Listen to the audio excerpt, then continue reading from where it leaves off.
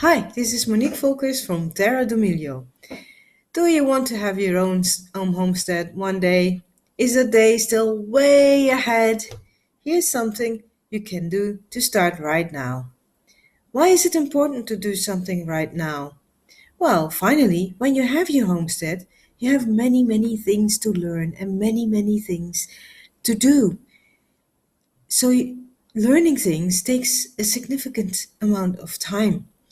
And you might have to do things you have never done before and then learn them as you're doing them. I mean, that all costs a lot of time. So that's why it's useful to start right now, to learn some things right now, things you are going to be needing once you have your homestead. For us, this strategy proved very useful. Now, this blog we're going to discuss seasonal cooking, something you can do very well once you have very well before you have started your homestead. Well, we will cover the following topics. Why would you cook seasonal? How do you know which vegetables are seasonal? How to cook seasonal? And where to find the right recipes to cook seasonal?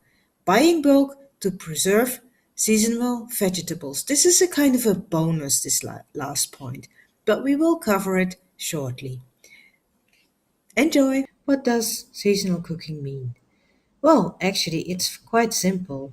It means cooking with seasonal ingredients, seasonal vegetables. Like in spring, for instance, the broad beans grow on the land and they ripen off in the late spring. So you can eat broad beans that time of the year. In summer, you could eat tomatoes or lettuce, or both, in a nice salad. So why would you cook seasonal? The main reason is when you have a homestead, that's what you're going to do. You're going to cook from your vegetable garden, and that's going to have the fruits from the season. So seasonal cooking is very different from non-seasonal cooking.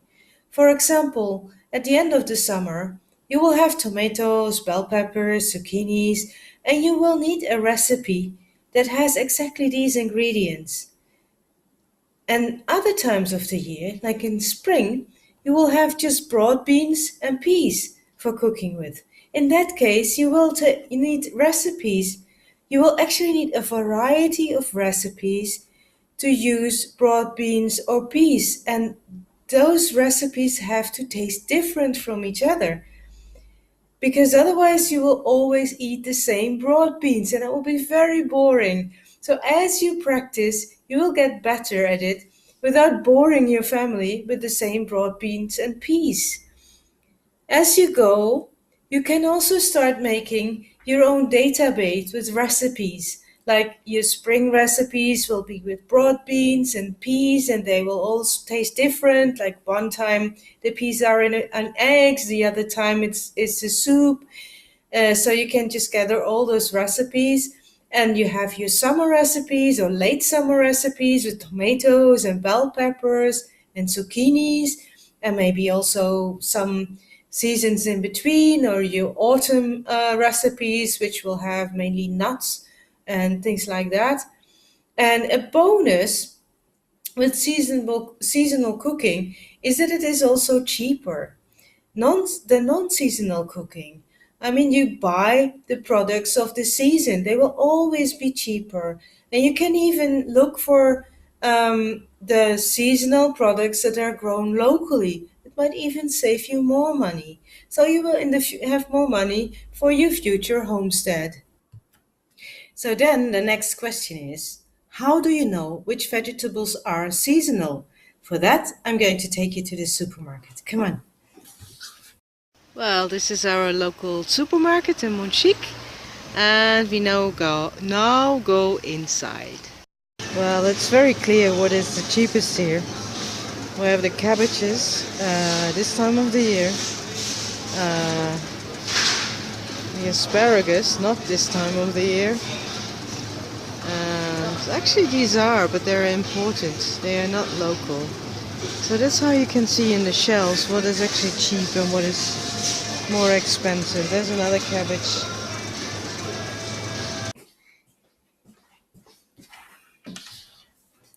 So, now we are again in my office in Monchique.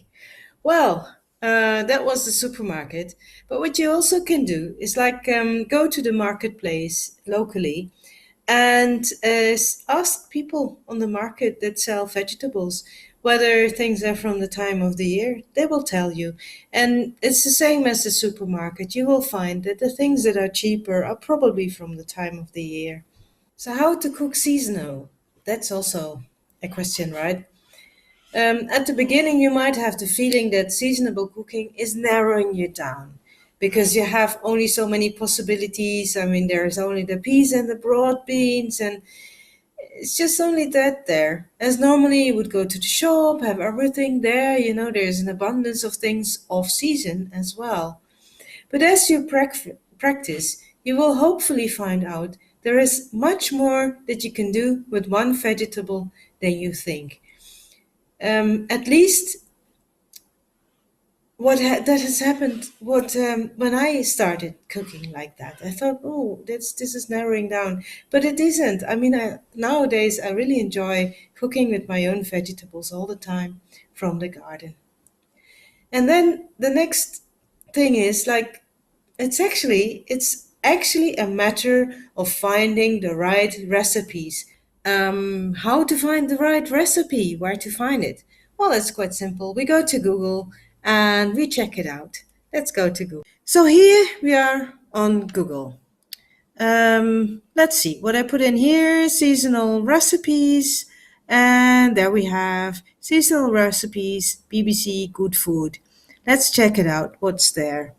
So you see here, this is the BBC one, and I went.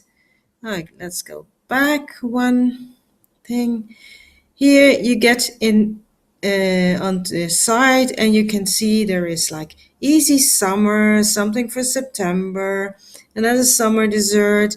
And if you go a bit down, you'll find 20 top spring. Now we go there, and then we see that there's all sorts of recipes here with asparagus, with other asparagus, with mint and spring onion, um, with let's see, let's go a bit down. Spring vegetables, asparagus, and sun-dried tomatoes. So now this is a very interesting one because you have asparagus in the spring, you don't have tomatoes, but you can have sun-dried tomatoes. You can dry your own tomatoes when there is an abundance of tomatoes. And then the other time of the year in spring, when there's no tomatoes, you use them in a dish together with a spring, with something that grows in spring. There's another one which is like all recipes, and you find here things with broad beans and peas and strawberries, which you can also have in spring. Now, this is like where you can find a more you find combinations of the things that you have, and you also find single ingredients. Now, then another one here, if you Google for broad bean recipe, for instance, single things, and we go again to the one of the BBC, then we find a lot of things, even with peas together, broad beans, pea and broad beans. See, it's totally different recipes, so you can have totally different tastes with different with the same ingredient. So this can go on and on and on.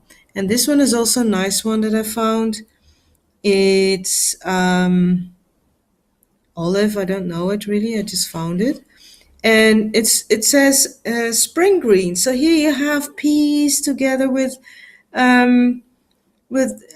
asparagus and eggs. You always have eggs, so especially in spring, when the chickens start laying again. So you will have this combination as a possibility as well.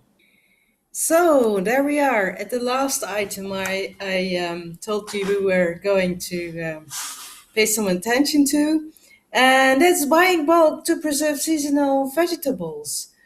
Another way to avoid eating only a few vegetables in a season is preserving food. As we saw on the Google, that you could have dried tomatoes and asparagus together. I think it was asparagus together.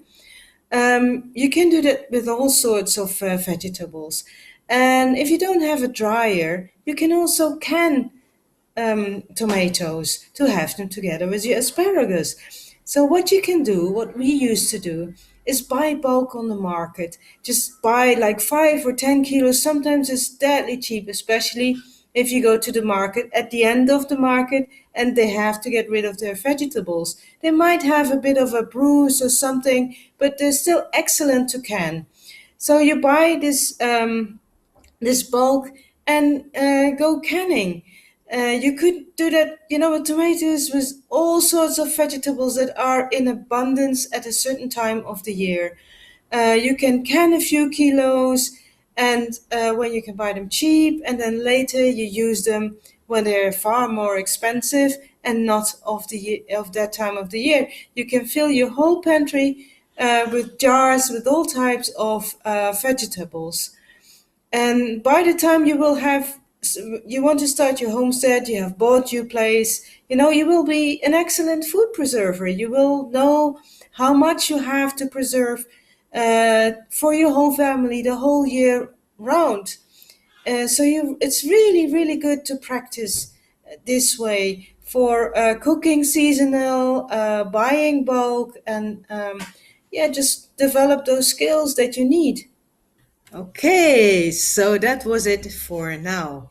These are just a few things that you can do before you start your homestead, but you can do them right now. You don't need to wait all those years. So we've talked about seasonal cooking, why seasonal cooking, how you can do seasonal cooking, and what is needed for seasonal cooking. In the next blog, we will tell you more things that you can do before you have your own homestead to get some practice. So don't you want to miss the next blog? Visit our blog on our website and subscribe there, and I will show you how to how to do. I will show you how to subscribe. There we go. This is our blog. So you see blog here, it's Terra Domilia website. And here you find, this is actually a button. Do you want to start a homestead?